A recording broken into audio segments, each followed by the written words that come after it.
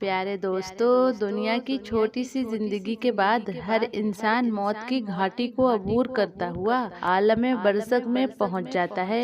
ये एक ऐसी हकीकत है जिससे इनकार की कोई गुंजाइश नहीं, जिससे कोई भी इनकार नहीं कर सकता।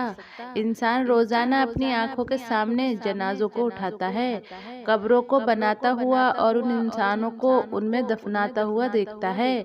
इंसान की इबरत के लिए तो यही चीज काफी थी कि वो दुनिया के लालच को छोड़कर अल्लाह की इबादत की तरफ अपना रुख मोड़ लेता। मगर दुनिया की रेल पेल से खेलने वालों को, ताजो तख्त पर दंदनाने वालों को, कुव्वत और ताकत के नशे में मदहोश रहने वालों को जब इंसान कब्र की अंधेरी कोठरी में दफन होता हुआ देखता है, मिट्टी के तले दबता हुआ देखता है, मिट्टी में बदलता हुआ देखता है, और उसके बाद भी जब कोई इंसान सबक हासिल नहीं करता, हकीकत की आंखें नहीं खोलता, तो फिर अल्लाह पाक बाज़ मरतबा कब्र के अंदर वाले मामलात, कब्र की हौलनाकियाँ, आलिम बरज़ख की सख्तियाँ और वहाँ के इनामात दिखाता है ताकि इंसान सबक हासिल कर सके।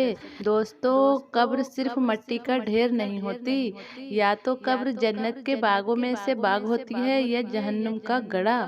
प्यारे दोस्तों, आज आपके सामने एक ऐसा वाक़या बयान करने वाली हूँ जिसे सुनकर हमें इबरत हासिल होगी और शायद हम लोगों में से कई लोग कब्र की तैयारियों में मशरूफ हो जाएं।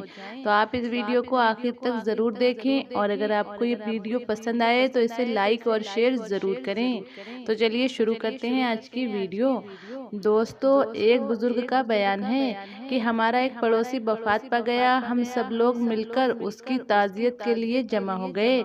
इसके बाद उसकी कब्र की तैयारी का वक्त आया तो हम सब उसकी कब्र की तैयारी में लग गए। हमने देखा कि जब कब्र खोदकर मुकम्मल कर ली गई तो उसमें से अचानक एक बिल्ली की तरह का जानवर नमूदार हुआ, यानी कब्र में बिल्ली जैसा जानवर आ गया। हमने उसको कब्र में से भगाने की बड़ी कोशिश की, लेकिन वो न भागा।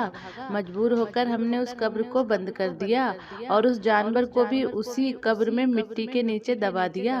वो बुजुर्ग कहते हैं, इसके बाद हमने कब्रिस्तान में कुछ ही फासले पर दोबारा नई कब्र खोदना शुरू की। जब वो कब्र भी मुकम्मल हो गई तो वही जानवर उसमें अचानक से आ गया।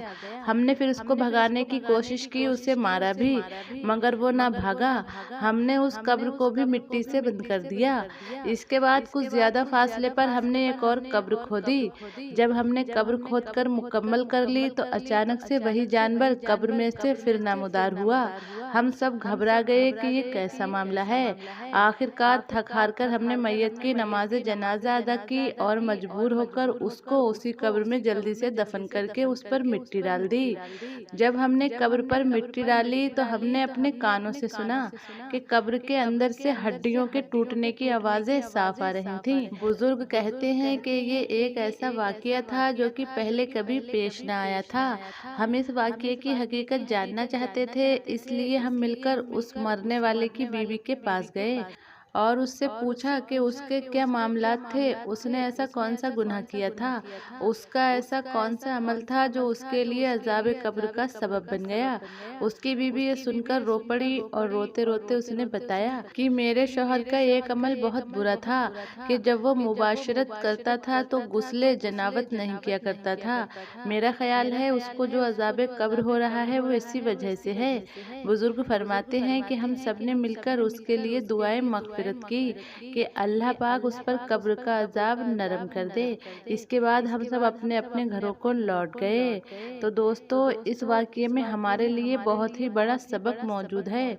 हम सबको कोशिश करनी चाहिए कि हम अपनी ज़िंदगी को इस्लामी अहकामात के मुताबिक गुजारें, और अगर किसी मसले का हमको पता नहीं तो उलमाए किराम से पूछ लिया करें। अल्लाह पाक से दुआ करते हैं कि अल्लाह पाक हम सबको इस्लामी अहकामात के मुताबिक ज़िंदगी गुजारने की तौफीक अता फरमाए और हम सबको मरने के बाद अजाब कब्र से महफूज रखे।